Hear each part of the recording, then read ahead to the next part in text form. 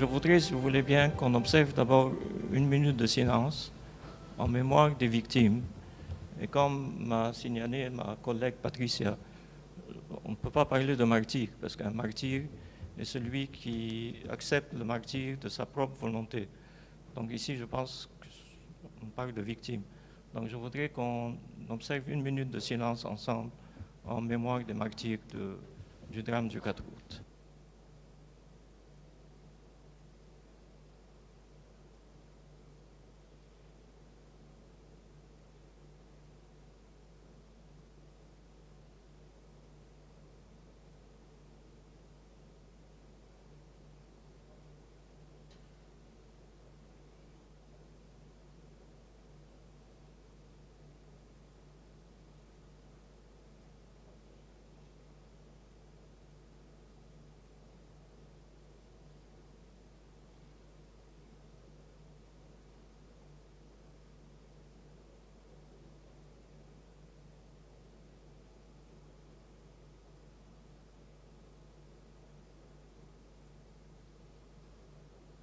Voilà.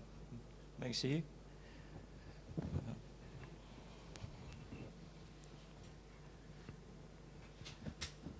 Alors, Monsieur et Madame Najab, je voudrais commencer par vous.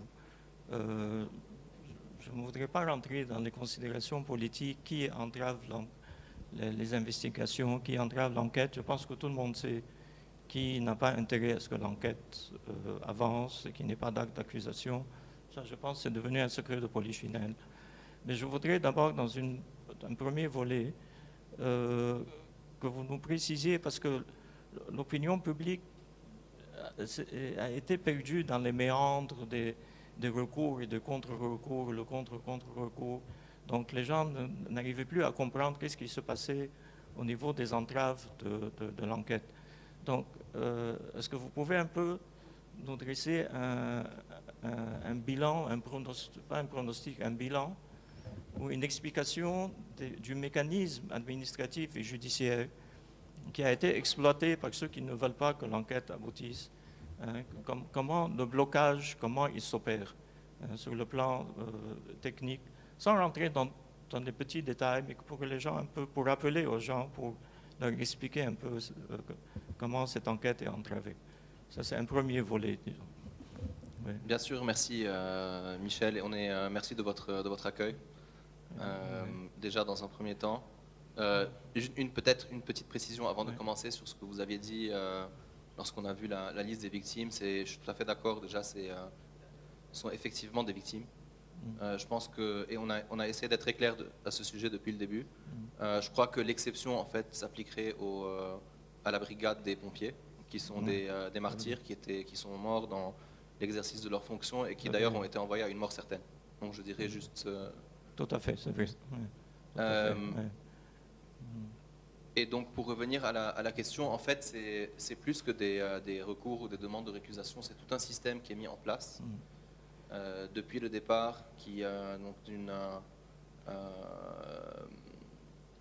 d'un État qui vraiment met en place toutes les mesures pour opérer de manière systématique à l'entrave de la justice. Donc ça a commencé depuis le début avec la nomination d'un juge qui était le juge Sawan, qui a travaillé pendant une période pour qu'on apprenne ensuite que voilà, il avait peut-être un conflit d'intérêts ou un biais professionnel parce que lui avait été affecté par le blast et pour des raisons que nous on a jugées vraiment très futiles. Futile, tout à fait. Donc on commence déjà par ça. Ensuite, c'est sur plusieurs volets et c'est fait de manière très systématique et très étudiée. On peut leur donner ça, c'est des pros dans les pratiques mafieuses, et enfin douteuses en tout cas. Donc quand on est un État qui veut se protéger, qu'est-ce qu'on fait? Donc déjà, de manière multiple, donc on parle de dizaines de cas avec le juge Bitar, c'est des demandes de récusation.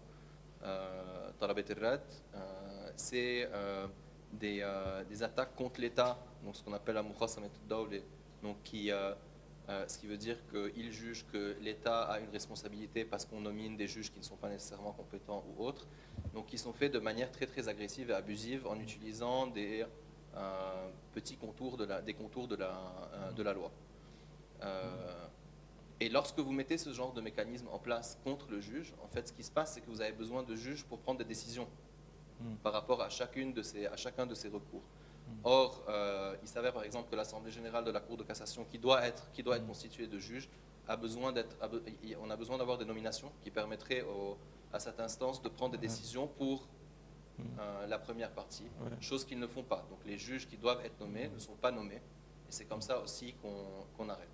La première chose aussi donc, que j'ai oublié de vous dire, ou la deuxième chose, c'était évidemment la levée de l'immunité parlementaire ou l'immunité de manière générale pour les autres, pour les gouvernementaux, pour les chefs des services de sécurité et autres. Donc ça aussi, on empêche de le faire.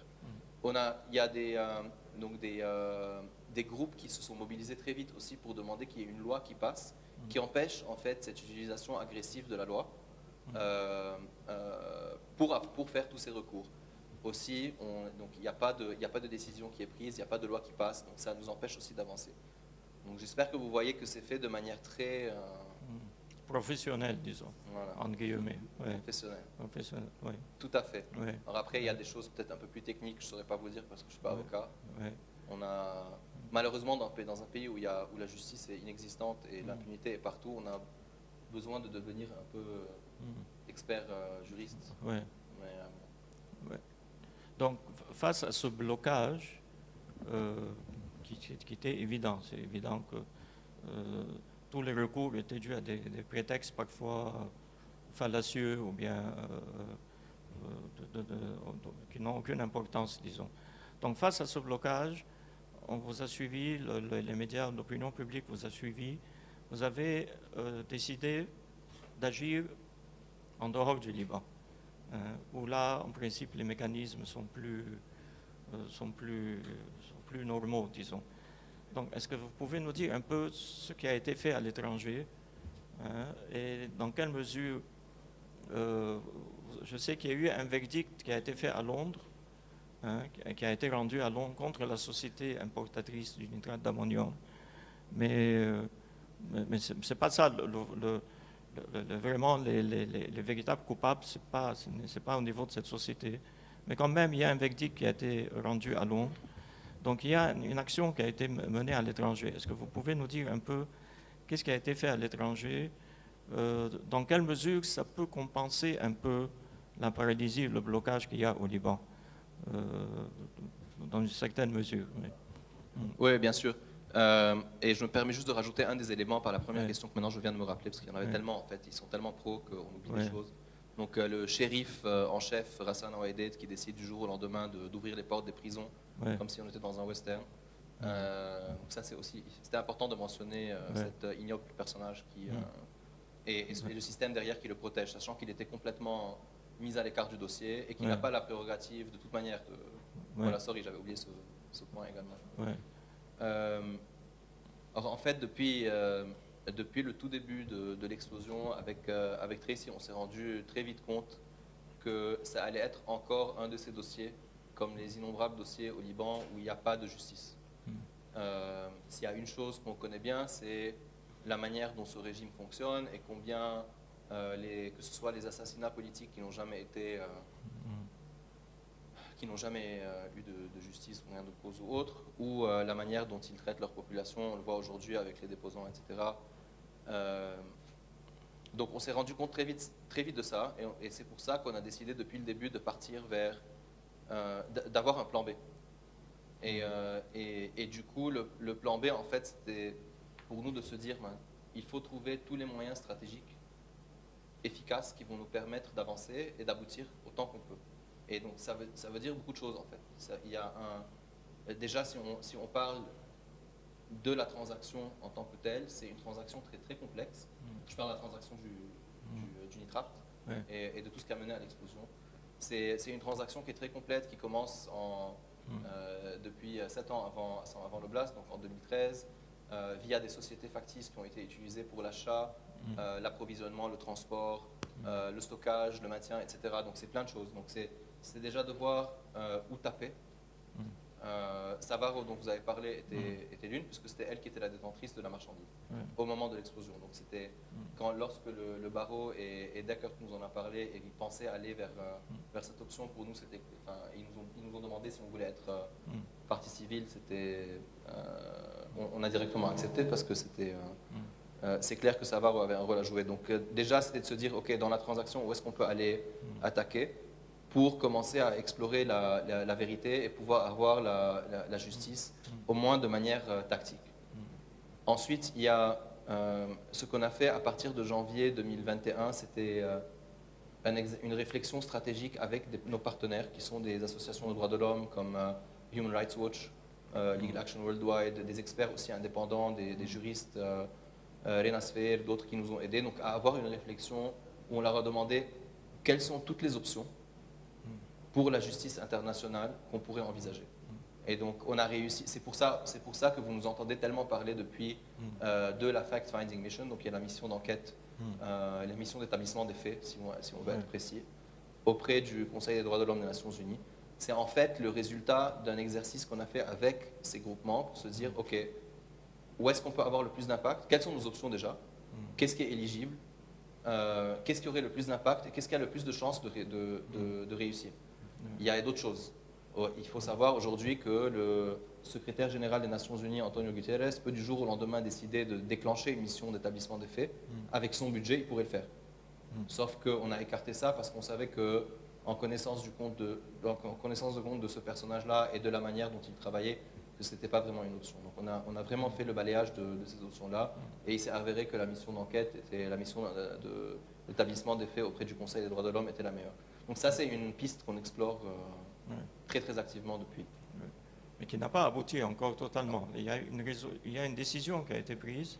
Alors en mars, la manière dont ça se fait, c'est que soit il y a une résolution qui est directement votée, chose qu'on n'a pas décidé de faire. Donc on est parti vers une approche en deux temps. Où d'abord, c'était avoir c'est un peu pour tâter le terrain. C'est ce que les pays font, parce qu'il faut savoir que c'est politique aussi.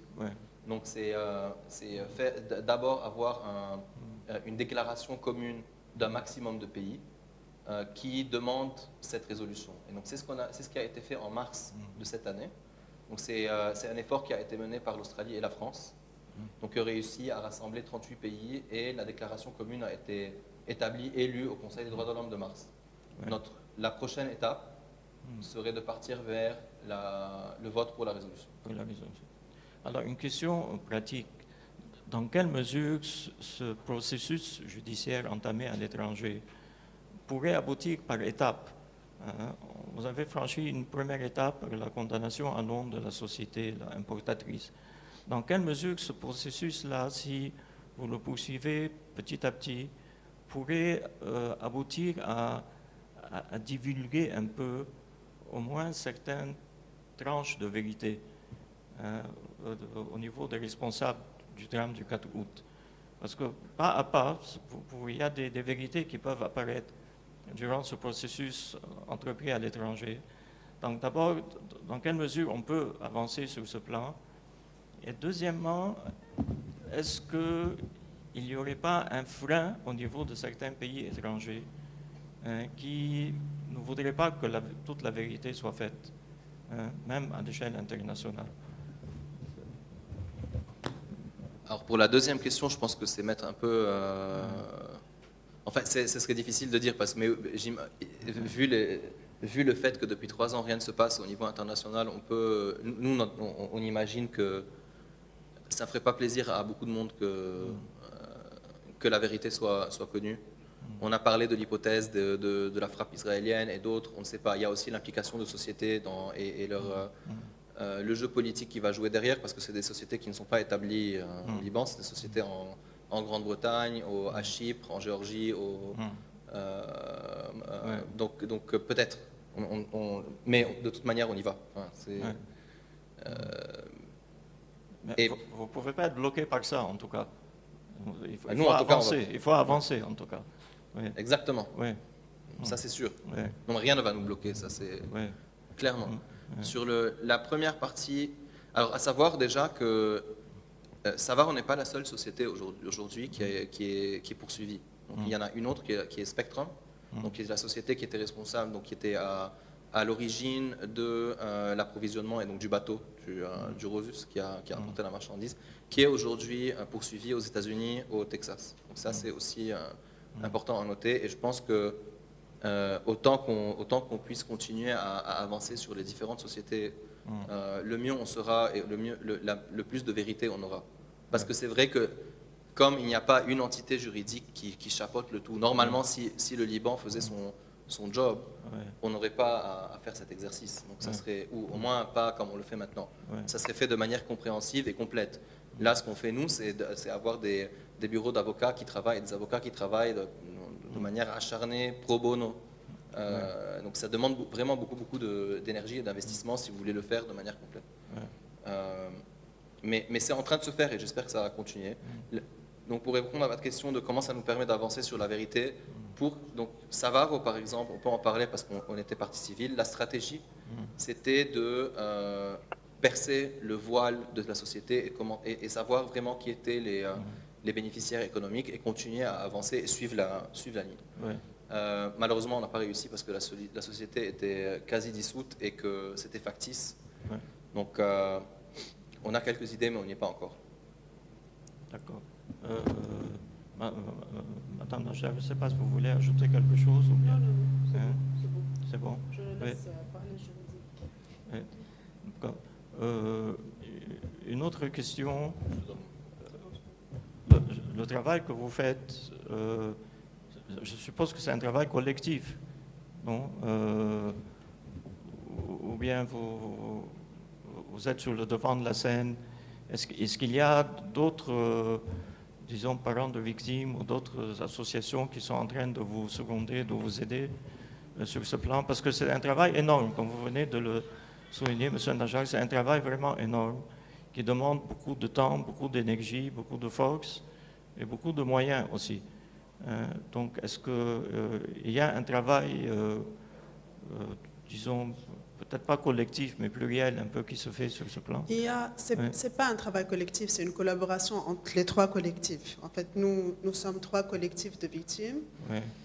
Il y a le collectif des parents des victimes du port, qui se concentrent surtout sur la justice locale. Et ensuite, il y a le parti représenté par Paul et moi, qui s'appelle le Parti du 4 août. Le collectif du 4 août. Et ensuite, il y a le collectif des pompiers. Et aujourd'hui, ce qui se passe, c'est que nous et le collectif du pompier, on est en train, les deux, de pousser vers cette fact-finding mission. Donc, on collabore ensemble, on se fait aider, chacun d'entre nous se fait aider par, comme Paul l'a dit, par des groupes d'experts. Nous ne savons pas. Donc, des avocats, des avocats, des NGO, des personnes qui ont déjà vécu ça à l'étranger pour d'autres cas. On ne sait pas. C'est une sorte de recherche et développement qu'on fait. Vous voyez, on essaye de trouver des pistes, on fait des recherches, on parle à des gens, on passe du temps à Paris, Paul et moi, pour essayer de voir un peu, de rencontrer des personnes. C'est très, très complexe. Est-ce que vous trouvez suffisamment de collaboration ou bien de soutien de la part même de personnes, d'associations qui ne sont pas peut-être impliquées directement dans le drame du 4 août, que ce soit à l'étranger ou au Liban? Les gens poussent pour, les gens veulent, la motivation y est. Je pense qu'on a en fait de l'aide qui vient de partout, sauf du gouvernement libanais en fait. Voilà. Pour des raisons évidentes. Donc maintenant, vous misez, M. Najjar, je pense que vous avez fait, quand vous étiez à Paris, vous aviez soulevé ce problème, que vous misez essentiellement votre action sur l'étranger. Je pense, c'est ce que vous aviez souligné à Paris il y a quelque temps, dans une interview à Beyrouth d'ailleurs. Vous êtes partout en fait. Pardon? Vous êtes partout en fait. Non, mais c'est bien ça. Vous misez... Écoutez, ça fait bientôt 2 ans que la justice libanaise, que le juge Bitol est bloqué. Il faut se rendre à l'évidence et être réaliste quelque part. Et on sait, nous, on y croit. Il faut être très clair à ce sujet. La priorité pour nous et l'endroit où la justice devrait émaner, c'est le Liban. C'est là où ça s'est passé, c'est notre pays, c'est là où notre fille est décédée, c'est là où sont les faits. Et c'est tout à fait normal. Sauf que ce n'est pas un pays normal. Et du coup, on a dû partir vers ces autres coups. Aujourd'hui, on ne peut pas passer une journée sans nous dire qu'est-ce qu'on a fait pour faire avancer le dossier de notre fille. Donc on ne va pas attendre, les bras croisés pour que les choses se débloquent. Il faut qu'on ait des options pour que nous, on puisse avoir de l'espoir et avancer. Et c'est pour ça qu'aujourd'hui, c'est clairement la voie la plus... D'ailleurs, c'est la seule voie qui a abouti à des résultats. Il y a en 3 ans, le seul jugement, c'est Savaro. Et malheureusement, c'est en Grande-Bretagne. Donc, c'est juste une question de réalisme. Et pour l'autre société, Spectrum, vous avez dit, où en sont les démarches? Écoutez, ça avance suffisamment ou bien? Nous ne sommes pas directement impliqués dans le dossier. Je pense que c'est 9 familles qui sont impliquées. On n'en fait pas partie, donc je ne saurais pas vous dire précisément. Alors, il y a un autre volet que je voudrais aborder aussi. Il y a eu des victimes étrangères, françaises essentiellement. Est-ce qu'il y a des procédures en France, puisque je pense qu'il y a plusieurs victimes françaises, ou bien dans d'autres pays qui ont été engagés, qui sont suffisamment avancés? Est-ce qu'il y a une coopération aussi entre vous et les familles de victimes étrangères pour faire avancer les dossiers, justement? Parce qu'en définitive, c'est le même dossier, en définitive. C'est vrai, c'est le même dossier. Alors en fait, oui, tout à fait, on n'en a pas parlé encore, mais il y a des poursuites qui ont été faites dans les pays étrangers, notamment en France, en Allemagne, il me semble. Peut-être en Belgique, mais je ne suis pas sûr. Donc effectivement, pour les victimes, pas encore en Belgique. On coordine via donc une personne en particulier de notre collectif qui est un avocat de formation qui suit ça avec eux. Et je n'ai pas d'informations plus précises que ça, en fait, sur l'évolution des dossiers. Alors, je voudrais rebondir sur tout ce que vous avez dit. Si vous permettez, Madame Aron, on a enregistré un petit entretien par Skype avec une psychiatre en France, Madame Hala Kerbej, qui aborde, c'est pour ça que je vais la faire passer avant vous, si vous permettez, si ça ne vous dérange pas, parce qu'elle aborde le volet de l'impact de l'impunité et du manque de justice, l'impact collectif et l'impact au niveau individuel aussi. Donc, si vous permettez, on pourrait voir un peu il est court, il n'est pas très long. Et puis après, on passera à vous, Madame, tout de suite. Docteur Kerbej, bonsoir. Merci d'être avec nous ce soir. Je voudrais aborder avec vous un aspect qui n'a pas été suffisamment discuté ou débattu depuis 3 ans, depuis le drame du 4 août. Dans le contexte actuel, nous savons tous que l'appareil judiciaire est paralysé, que les interférences politiciennes sont en train d'empêcher le juge d'instruction de mener à bien sa mission et d'achever même la rédaction de l'acte d'accusation. Donc nous sommes dans une situation de sentiment d'impunité, de sentiment de manque de justice. Alors la question que je voudrais poser, c'est est-ce que ce sentiment d'impunité, comment il se traduit et quel est son impact sur les familles des victimes et d'une manière générale sur les Libanais? C'est un impact au niveau des Libanais en général. Vous avez, je pense, travaillé sur la question. Donc, qu'est-ce que vous pouvez nous dire sur l'impact de cette impunité-là? Oui, tout à fait. Je pense que c'est une question vraiment essentielle parce que la santé mentale et la reconstruction après un tel traumatisme comme le traumatisme du 4 août, elle est indissociable de la question de la justice. Alors, pourquoi? Parce qu'en fait, dans ce genre de traumatisme où vraiment on a, on est vraiment... on se sent presque visé, c'est-à-dire qu'il y a eu quand même une négligence qui a conduit à ce genre de tragédie. C'est pas comme si c'était une catastrophe naturelle. Par exemple, après un tremblement de terre, cette question de la justice, elle se poserait pas. C'est une catastrophe naturelle. Ici, on est vraiment dans une situation où il y a eu une négligence, ou autre, ou plus, où il y a eu où il y a eu en fait ces actes de négligence qui ont conduit à cette tragédie et à la mort de toutes ces personnes, aux blessures de toutes ces personnes. Et donc, la question de la justice sociale pour la réparation morale, elle est en fait indissociable de la reconstruction individuelle et collective. elle est aussi liée à la question de la mémoire. Donc, quand on a eu cette réparation morale à travers la sanction en fait des coupables et la reconnaissance, il y a donc une reconnaissance claire que ce sont ces coupables et que ces coupables ont besoin d'être punis pour ce crime qui a été commis. Ça sert aussi à poser les choses pour l'histoire. Pour l'histoire, la mémoire qui est indissociable aussi de la question de l'identité. Donc nous, comment on se construit en tant que peuple, quelle histoire on va raconter à nos enfants, on va transmettre à nos enfants par rapport à ce 4 août, et cette question aussi de l'oubli.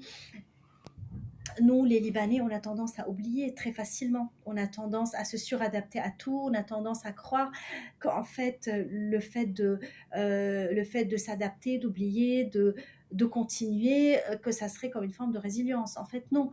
La vraie résilience, c'est la résilience qui se construit quand on pose les choses, quand il y a en fait les choses qui sont dites clairement. Pourquoi, par exemple, dans tous les exemples de génocide à travers l'histoire, on dit qu'il faut reconnaître ce génocide. On dit qu'on peut pas, on peut pas dire, on peut pas juste baser la réparation sur la rémission individuelle. Parce qu'en tant qu'individu, on peut toujours trouver des moyens de se reconstruire. En tant qu'individu, si on est bien soutenu, s'il y a le soutien familial, communautaire autour de nous, on peut toujours trouver des ressources.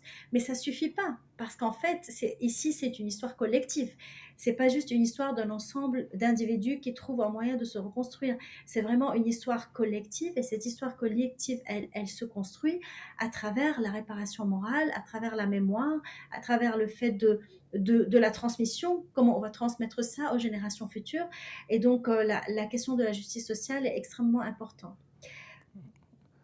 Et d'ailleurs, même dans plusieurs études qualitatives qui ont été faites dans le monde entier pour les survivants de guerre ou d'atrocités un peu, on va dire, politiques, on voit bien dans le discours des familles des victimes que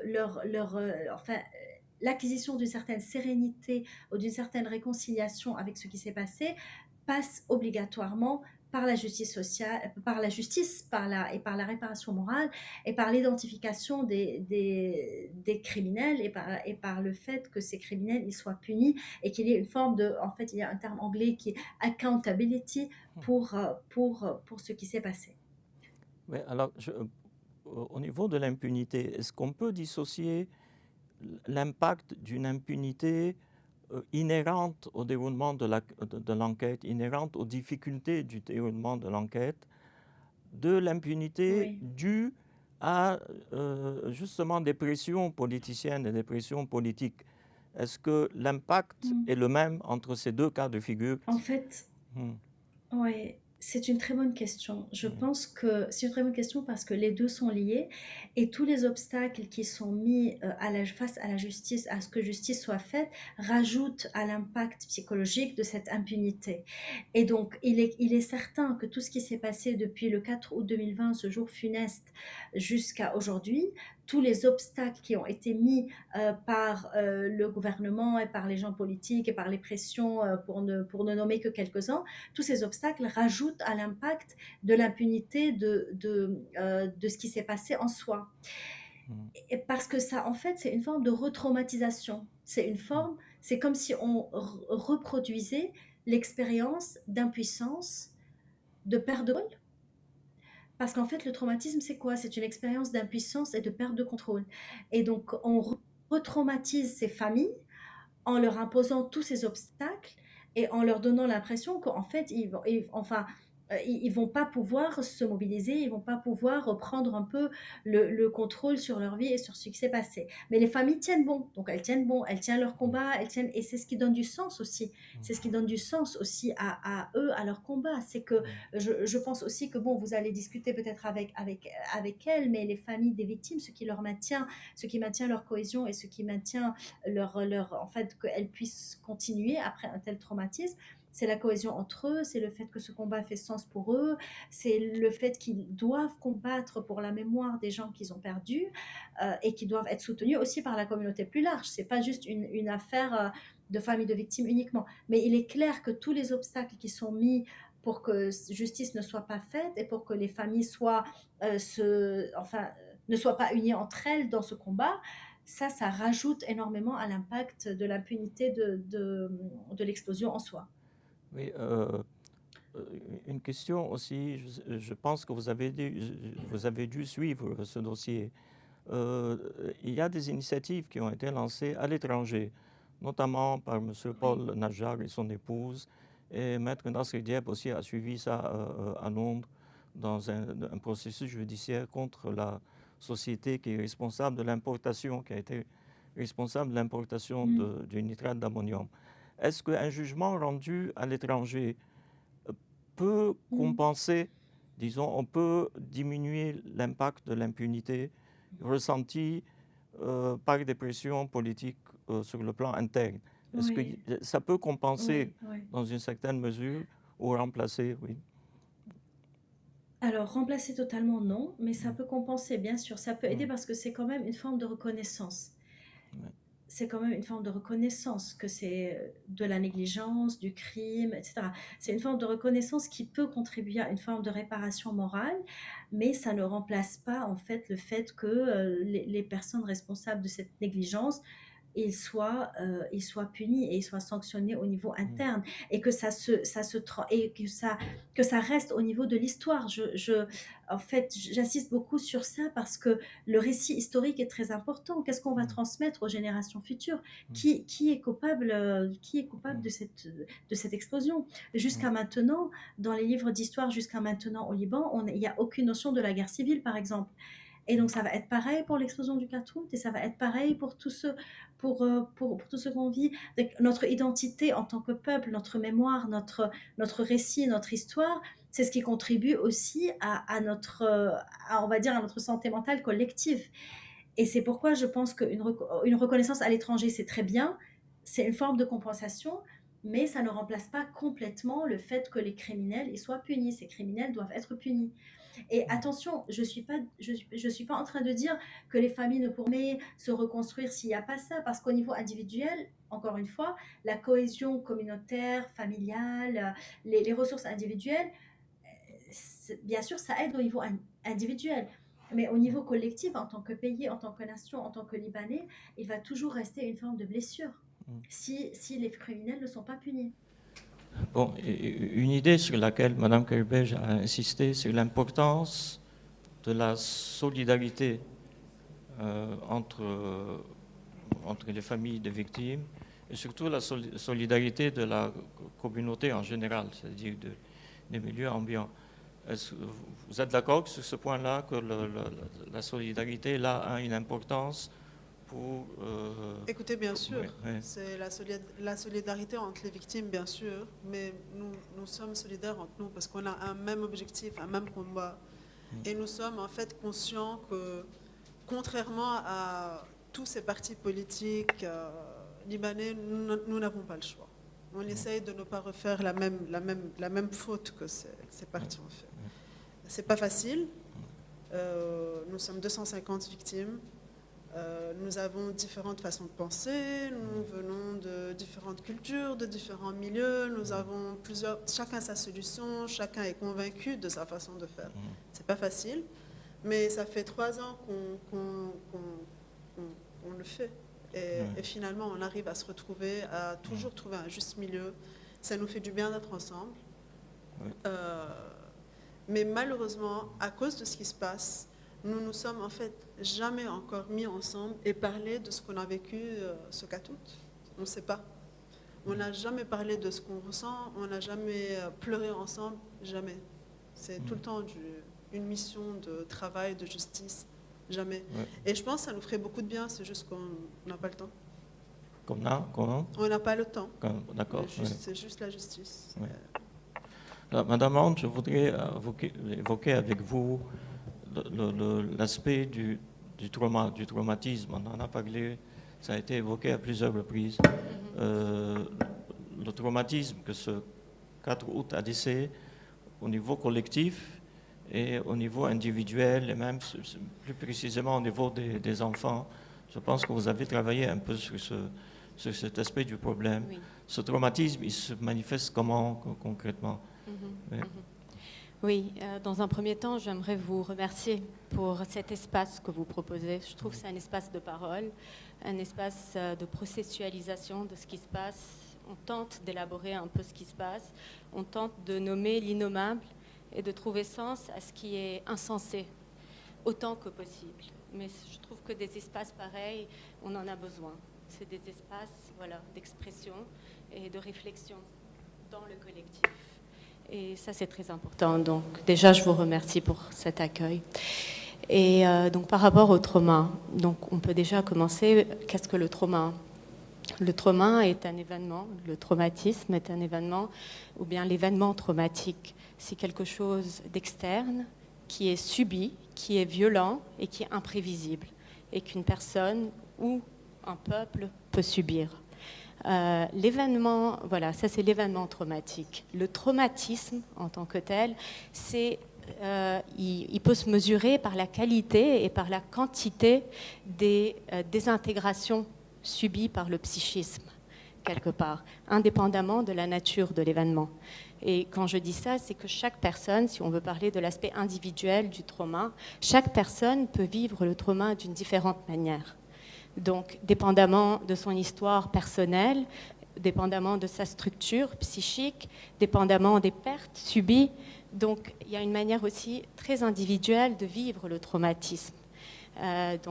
Chacun, d'une manière assez subjective. Donc, du coup, on ne peut pas généraliser. Ce qui peut être traumatique pour moi ne l'est pas pour l'autre. Mais, en général, donc, voilà, il y a cet aspect très personnel à mettre en relief. Si on peut passer donc, par rapport aux enfants, dans un premier temps. Comment est-ce qu'un événement comme l'événement du 4 août, et ça nous avons pu l'observer dans nos cliniques, ça a été vécu différemment dépendamment des enfants. Et il y a une panoplie de symptômes que l'enfant exprime. Comme on sait, un symptôme, c'est un compromis que la personne fait en réaction à quelque chose qui a désintégré quelque part son psychisme. Et donc, par rapport à ces symptômes, nous avons observé des angoisses nocturnes, des difficultés d'endormissement. Nous avons observé des phobies par rapport à certains sons. Les sons ont un sens différent. Le son d'un avion n'est pas le son régulier d'un avion qu'un enfant probablement dans un autre pays qui n'a pas vécu ce trauma ou les traumas de guerre. Donc le son des feux d'artifice prend un autre sens qui est celui de l'explosion. Donc le sens de tout ce qui est auditif, visuel est aussi énormément touché quelque part. Donc on parle des angoisses, des phobies, des angoisses diffuses, des énurésies par exemple. Donc les régressions, les enfants vivent des régressions après avoir vécu des traumas pareils. Donc quelque part, il y a ce que l'enfant a vécu, parce qu'il a vécu l'événement, à titre d'exemple du 4 août, il a vécu la destruction de sa maison, il a entendu des sons, mais aussi il y a quelque chose d'autre. Il y a ce qui est vécu par l'enfant, mais il y a aussi ce qui est vécu par le parent. Et ce qui est vécu par le parent est également transmis quelque part à l'enfant. Il y a quelque chose de l'ordre de cette angoisse des parents qui peut être transmise d'une manière très insidieuse, sans qu'on le sente et sans que l'enfant ne le sente. Donc, il y a toutes ces choses à prendre en considération quelque part. Voilà, si on peut parler un peu par rapport à ce qui peut être fait sur le plan de la famille, au niveau des enfants, quand on vit un tel événement. Déjà, quand on parle de trauma, on parle de rupture. Donc il y a eu une rupture par rapport au lieu, une rupture par rapport au temps. Quand on parle de trauma, on parle d'un temps avant et d'un temps après le trauma. Et donc tout doit se réorganiser autour de cette rupture. Une rupture des liens avec autrui. Donc ce qu'on peut essayer de faire avec les enfants, c'est un peu d'essayer de recréer des liens avec ces lieux qu'ils ont perdus, donc à travers la reconstruction de leurs maisons qui, elles, ont été détruites, à travers, finalement, recréer des liens avec leur environnement, autant familial qu'amical et social. Donc, dire que face à cette déliaison, on peut recréer des liens. Donc, les réinsérer dans une forme de routine, quelque part, qu'ils avaient perdue.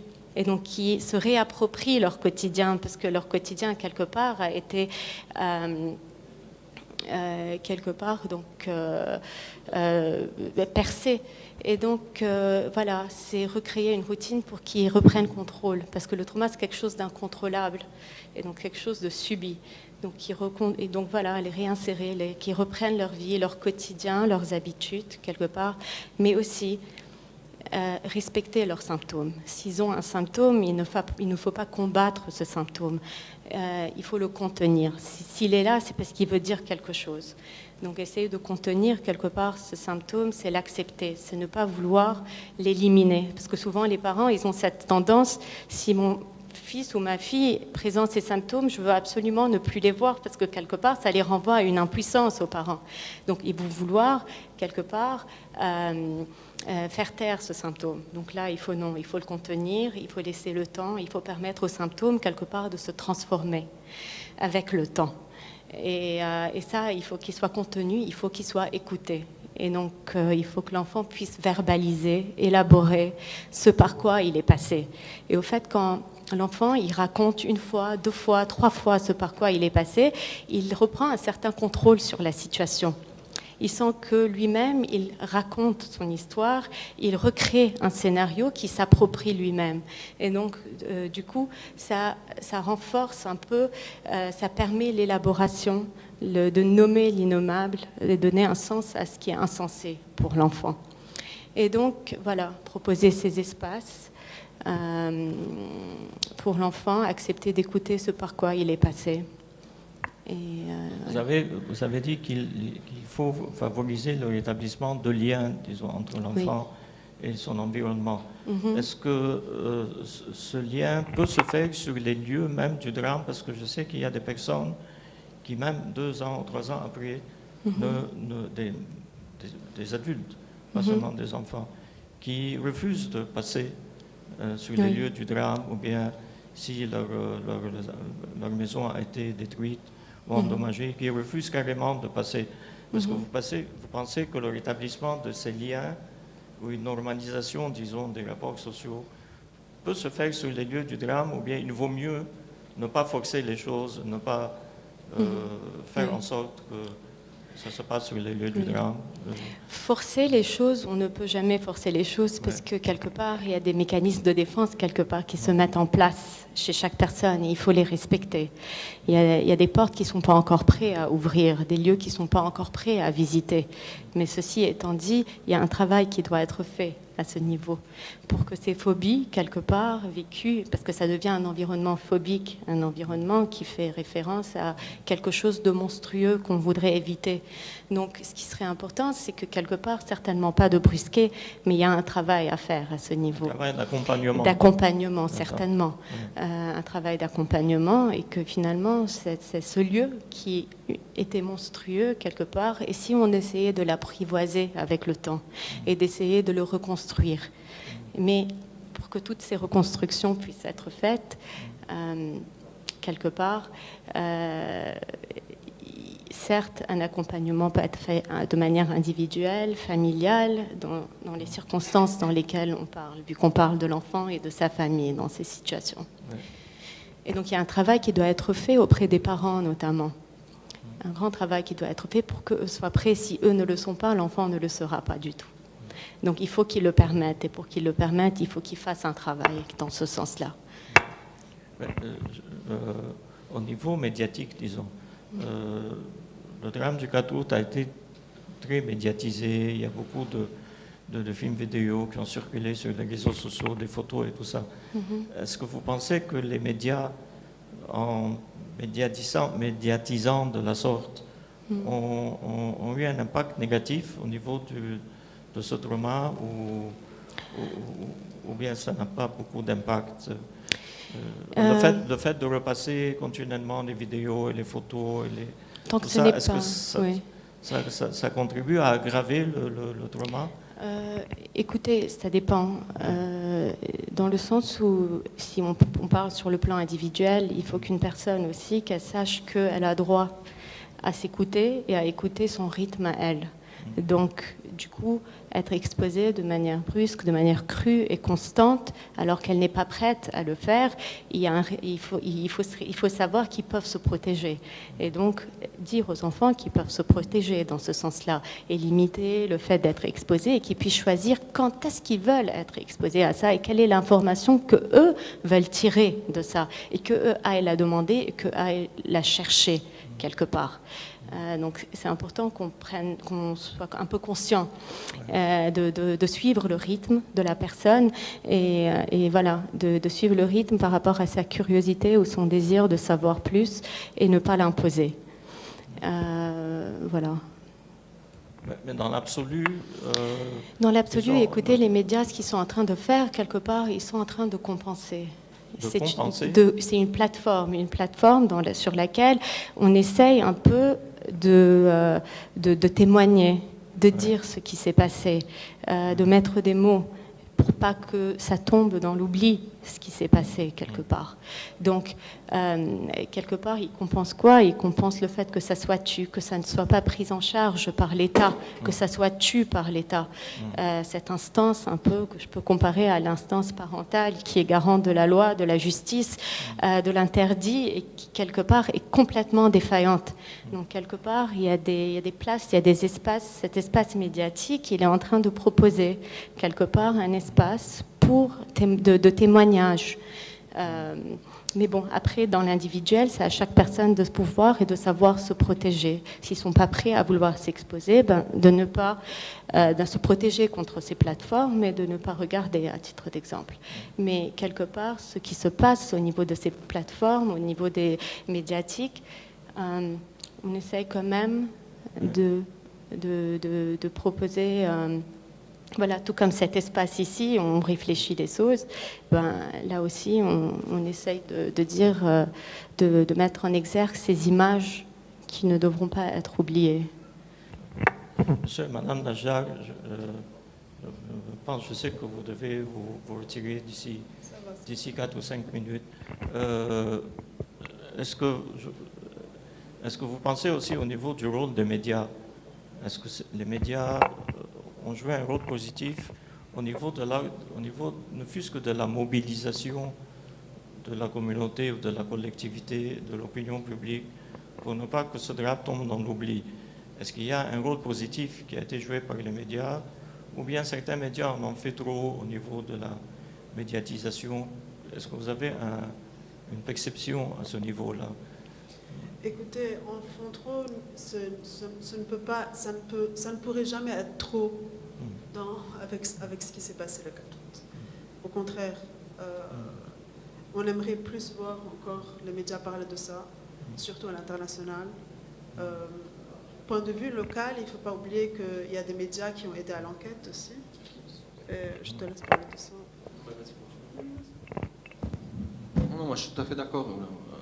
C'est et oui, exactement. Il y a des médias qui ont enfin, sans une partie de ces médias qui sont les médias d'investigation et spécialisés au local et à l'international, il y a une grande partie de ce qui s'est passé a été découverte par eux et on ne l'aurait pas su. C'est tout à fait vrai, en fait, parce qu'on n'avait pas d'autre moyen en fait de savoir, vu là où l'enquête en est aujourd'hui. Au moins ils nous ont donné cet éclairage sur des choses qui se sont passées, et dans certains cas d'ailleurs nous ont peut-être mis sur des pistes. Ouais.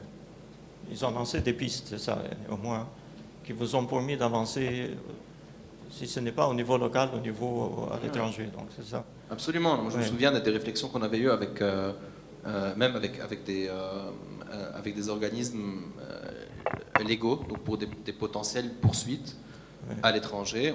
On se basait en fait, et on prenait ce travail qui avait été fait par les médias d'investigation comme référence. On a consolidé l'information, on a retracé un peu la transaction et les différents éléments pour se dire il y a une société à Singapour à laquelle on n'avait pas pensé, tiens, ça serait peut-être une piste. Donc clairement. Et vous sentez qu'à l'étranger, ce processus judiciaire est jouable, donc ça permet de faire avancer les choses. Vous ne sentez pas qu'il y a un blocage, disons, quelque part, pas encore, disons. Écoutez, dans notre expérience, jusque-là, on peut parler de Savaro, Ouais. donc qui est un fait et qui s'est passé, et on a eu gain de cause et ça a mené. Donc après, sur d'autres, je pense qu'il faudrait peut-être aussi explorer les autres et où en sont peut-être les enquêtes que vous avez mentionnées en France et en pays étrangers pour voir s'il y a des choses. Je suis sûr qu'il y a des choses qui bloquent. Donc les juges étaient venus d'ailleurs, les juges français au Liban pour essayer de prendre des informations. Il n'y a pas de collaboration de l'État. Ils empêchent les rencontres avec le juge d'investigation. Donc clairement, il y a des entraves. Alors, une dernière question, si vous voulez vous retirer. Qu'est-ce qui est prévu, qu'est-ce que vous prévoyez dans l'immédiat au niveau de l'action que vous envisagez de mener, que ce soit au Liban ou à l'étranger? Est-ce que vous avez fixé des objectifs bien précis dans l'immédiat? Vous voulez dire concernant la date du 4 août, là? En général, au niveau du processus de l'enquête. Mais... J'ai pas compris. Non, est-ce qu'il y a des objectifs que vous avez bien fixés à court terme, au niveau à l'étranger, je parle surtout à l'étranger. Au niveau local, tout le monde connaît un peu la situation. Mais essentiellement à l'étranger, au niveau du processus, est-ce que... En fait, le plus grand objectif qu'on a, c'est le prochain HRC qui se passe. Et notre objectif, c'est que la fact-finding mission se fasse voter. Je pense que ça va être en septembre, on espère. C'est beaucoup de lobbying à faire. On espère avoir les pays des autres victimes, des victimes non libanaises qui poussent avec nous, ce qui n'est pas vraiment le cas aujourd'hui en fait. Et je pense que notre plus gros outil qui fera avancer ça, ce sont ces pays. Et c'est quelque chose qu'on n'a pas, à part l'Allemagne et l'Australie qui poussent avec nous, la France nouvellement, parce que ce n'était pas le cas, on n'y est pas encore. Et je pense que le plus gros appel qu'on pourrait faire, c'est que ces pays des victimes non libanaises interviennent et poussent avec nous pour cette fact-finding mission qui se passera en septembre, pour le vote du HRC pour la fact-finding mission en septembre. Il s'agit essentiellement de la France, je pense, de l'Australie, peut-être de la Hollande, peut-être aussi. Il y a beaucoup, c'est très très vaste en fait et on ne réalise pas. Éthiopie, Bangladesh, Syrie. Bangladesh aussi. Oui, tout à fait. Pakistan, les pays sont très très. Il y a une très très longue liste de pays. Sri Lanka, États-Unis, Hollande, Canada. Donc tous ces pays-là qui doivent avoir un rôle à jouer parce qu'ils doivent aussi réclamer la justice pour leur perte. D'accord. Donc voilà, si vous voulez. On peut rester encore. Ouais. C'est bon, non? On apprend. On peut prendre quelques questions. On se prend. On doit juste aller donner le bain, en fait, c'est ça le problème. Est-ce que je voudrais donner la parole au public avant que monsieur et madame Najak se... Oui, ma question justement s'adresse à vous. En écrivant l'autre jour le nom des plus de 230 victimes qu'on a, on se rend compte que vous, avec quelques autres figures, si vous voulez, de la lutte en faveur de la justice, vous êtes les seuls à être mobilisés dans la rue, les seules personnes visibles. On sait aussi qu'on vous a divisé politiquement, qu'il y a deux clans, si vous voulez. Il y a le clan des victimes pro-Hizb et Harakat Amal, anti-juge Bitar, et il y a votre clan à vous. Mais il y a aussi beaucoup de victimes qui ne se prononcent pas, qui ne manifestent pas. Est-ce que vous savez qui elles sont et est-ce que vous êtes en contact avec elles? Parce que 200 personnes, donc ça pourrait faire peut-être plusieurs milliers de personnes dans les rues, ce qu'on n'est pas en train de constater et de voir à chaque fois. Écoute, on est en contact avec beaucoup de victimes qu'on ne voit pas sur les rues. Il ne faut pas oublier que ce n'est pas facile, ce n'est pas évident. C'est des gens qui sont, nous sommes tous en deuil, nous sommes tous frustrés, nous sommes tous, non seulement psychologiquement, mais physiquement aussi. Nous étions blessés, on n'a pas eu le temps de se rétablir. Il y a des victimes qui ne veulent plus, il y a des victimes qui sont traumatisées, qui sont parties. Il y a des victimes qui sont restées au Liban, mais qui ne veulent pas aller sur la rue parce qu'elles ont peur. Elles ont peur de de fautes qui se passent sur la rue. Il y a des victimes qui ont décidé de mettre un gros X sur ça, en se disant ça ne va pas aboutir, on préfère avancer dans la vie, on ne peut plus revivre le cas août, il faut comprendre. Et il y a des victimes qui juste nous travaillent, mais juste qui ne veulent pas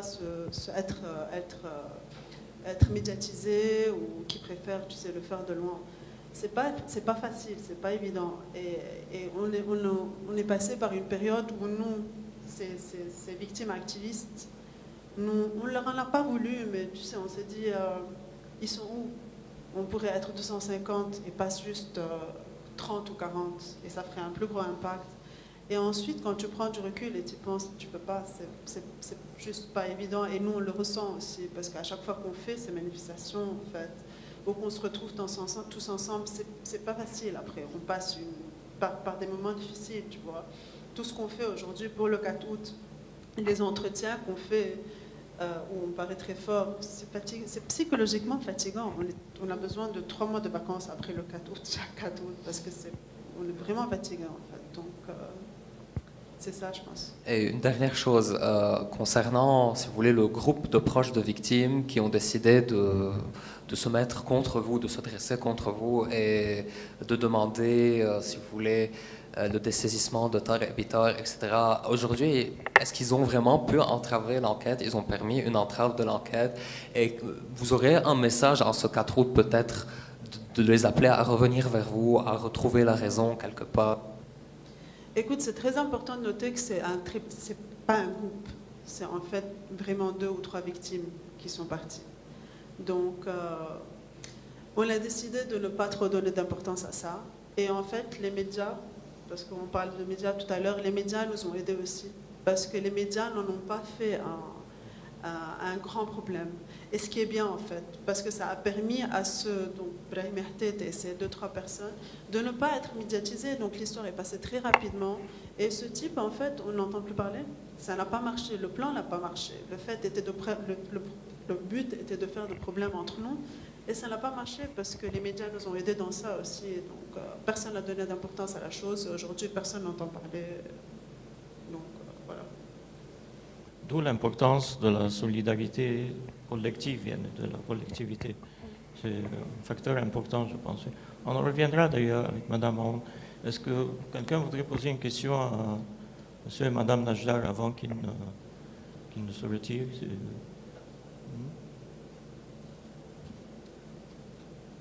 Il n'y a pas d'autres questions? Non. Donc c'est à vous, si vous voulez continuer ou... It's your decision. Pardon? Vous en avez pour longtemps encore? Si c'est 5-10 minutes, on avance. Oui, une dizaine de minutes pour continuer avec Mme Aoun. Je voudrais retourner... Mme Najdar a soulevé un point maintenant. C'est que certaines familles veulent oublier le 4 août. On met un X sur le 4 août. Est-ce que c'est une façon de dépasser ce traumatisme? Le dépasser... L'oubli. L'oubli, est-ce que c'est une façon de dire je tourne la page, oui. Oublions? Les lois psychiques, c'est un peu comme les lois physiques. Oui. Rien ne se perd, tout se transforme. Oui. Donc en d'autres termes, ça sointe, ça passe quelque part d'autre. Dire qu'on oublie un événement pareil, c'est absurde quelque part. Parce que ça sointe, ça va passer, et si ce n'est pas travaillé, si ce n'est pas élaboré, ça se transforme en secret de famille. Et un secret de famille, il se transmet de génération en génération, et il se transmet d'une manière quelque part symptomatique, et pas nécessairement très saine. Et donc, oublier, c'est vouloir être un peu dans le déni de ce qui s'est passé. Et de ne pas vouloir l'élaborer, de ne pas vouloir faire face. Et si ce n'est pas cette génération, quelque part, qui fait face, ce sera les générations à venir qui vont devoir le faire, quelque part. Et ce qui est tu, il va quelque part ressortir d'une différente manière. Et donc, respecter le rythme certainement de ces familles qui ne sont pas prêtes à élaborer, mais à un moment donné, il va falloir un peu processualiser tout ça. Ouais. Il va falloir un peu élaborer, travailler tout ça. Donc ce déni, en fait, c'est une fausse solution. Oui, mais c'est peut-être une solution nécessaire, momentanée, oui, à un moment donné, parce que le trauma est très lourd à porter et qui sont incapables de l'élaborer tellement il est pesant et tellement il est lourd et que ça va les désorganiser quelque part. Et donc, il faut attendre parce que chacun a son rythme et chacun a sa manière de le faire. D'ailleurs, Tracy et Paul étaient en train de dire, pour le moment, ce sont des combattants quelque part. Leur manière de faire, c'est qu'ils vont aller chercher la justice. Mais ils ont dit, on n'a pas le temps.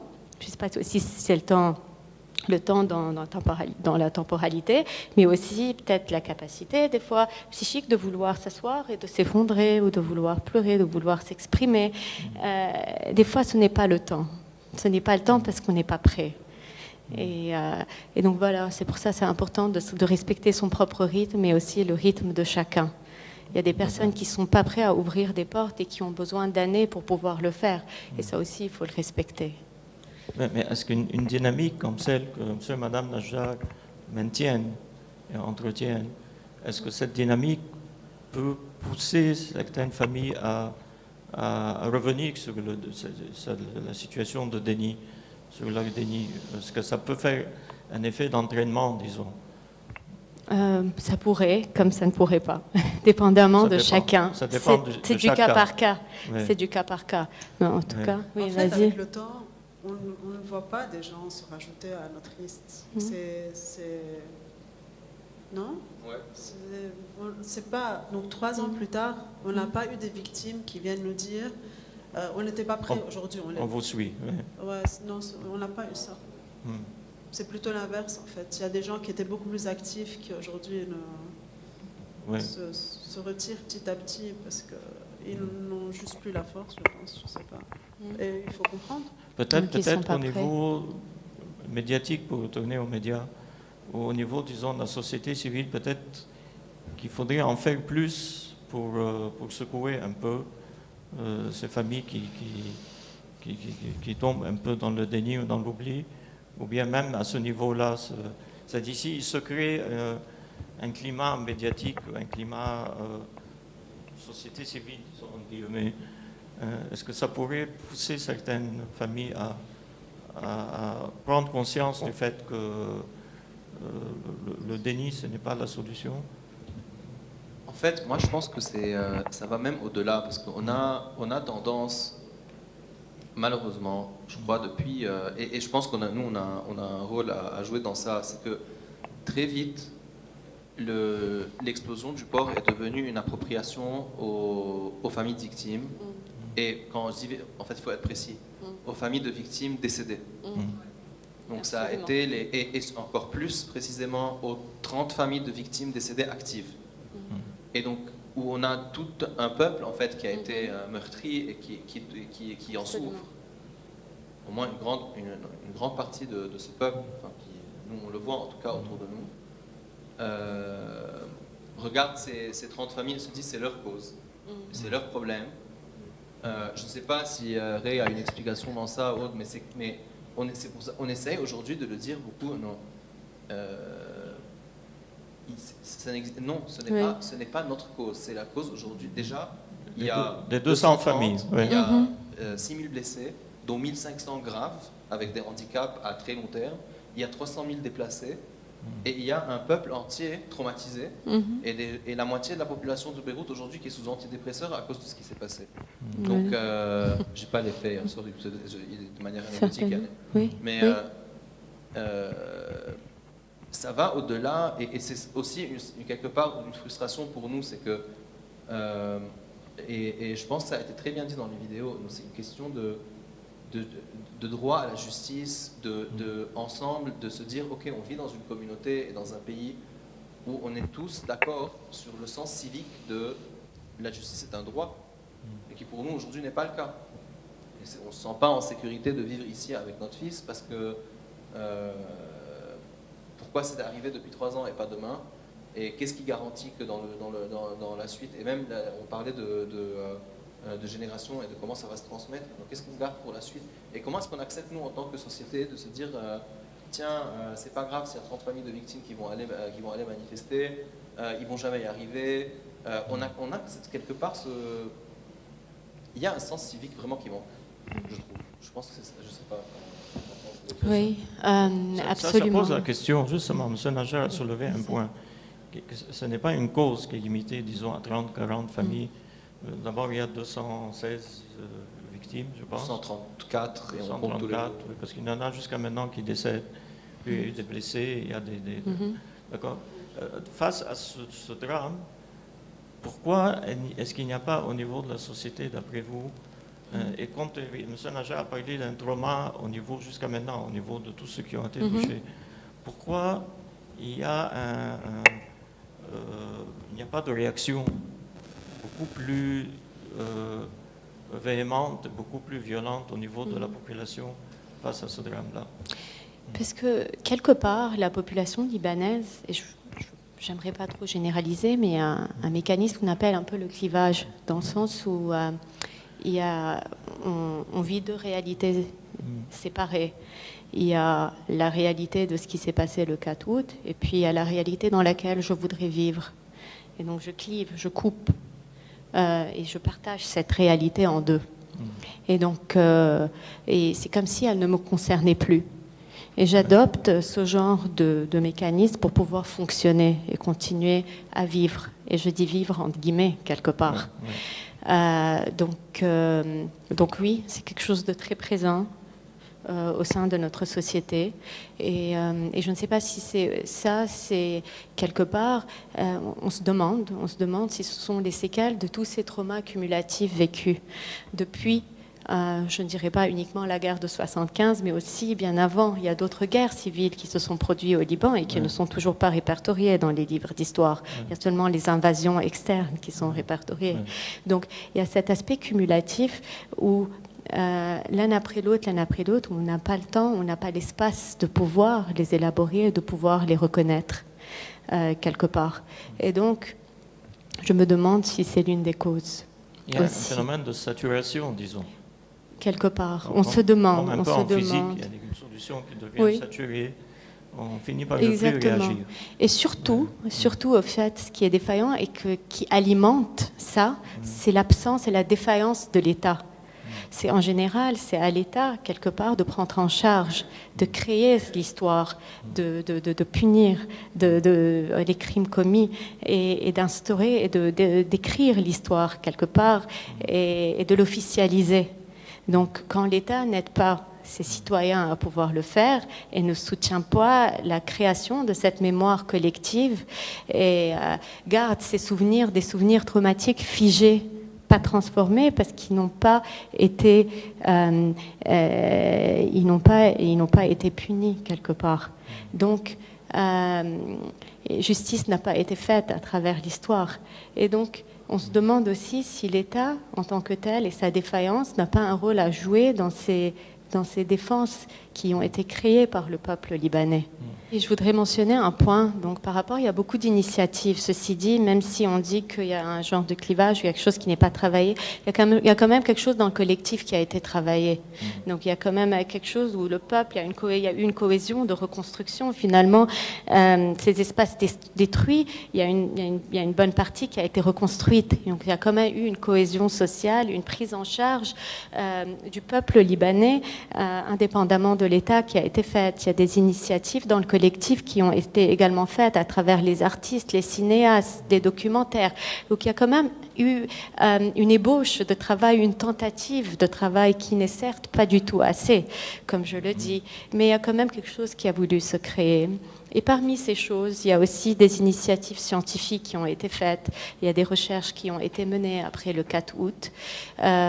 Et donc, parmi ces recherches, au fait, nous menons actuellement, mes collègues et moi-même, une recherche avec l'Université de Montréal et The Human Rights Research League à Oslo. Donc, on a eu recours à des tiers externe à nous. Et nous menons une recherche actuellement sur l'influence de la défaillance d'un État et de l'insécurité vécue par le peuple sur leur santé mentale. Mais également, on étudie principalement aussi l'événement du 4 août comme étant un trauma cumulatif qui fait partie de cette panoplie de traumas qui l'ont précédé et collectif. Donc voilà, c'est une recherche qu'on a lancée en ligne et que je pourrais, si possible, parmi les commentaires, peut-être mettre le lien pour les personnes qui désirent participer. Elle est destinée aux Libanais qui vivent ici ou à l'étranger, mais ayant aussi vécu à un moment donné dans leur vie au Liban, pour qu'ils puissent participer. C'est aussi une plateforme qui leur permet de s'exprimer quelque part par rapport à tout leur vécu depuis 1975 jusqu'au 4 août, précisément. Alors, une dernière question, avant de voir si le public a une question à vous poser. Beaucoup de voix se sont élevées, surtout l'année dernière, sur l'affaire des silos de Beyrouth, disant qu'il faut préserver ces silos parce que ça représente un symbole, parce que ça représente la mémoire de ce drame et tout ça. Comment vous expliquez cette réaction vis-à-vis de l'attachement à ces silos? L'attachement à ces silos, c'est s'attacher à ce qui s'est passé. C'est ne pas vouloir oublier, détruire ce qui s'est passé. Parce qu'on a besoin d'un lieu de commémoration. Commémorer est important et un lieu de commémoration est encore plus important. C'est là où on peut... c'est le lieu qui va dire la vérité, qui va exprimer la vérité. Et dans l'histoire, c'est ce qui va rester comme rappel à ce qui s'est passé et ce qui n'est pas encore advenu, qui est la justice, quelque part. Donc cet attachement, c'est l'attachement à ce qui a eu lieu et qu'on ne veut pas, quelque part, faire taire et détruire. Et donc, voilà. Ouais, ça, c'est un peu... Est-ce qu'il y a des questions à Madame Ronde? Il n'y a plus de questions. Vous voulez ajouter quelque chose?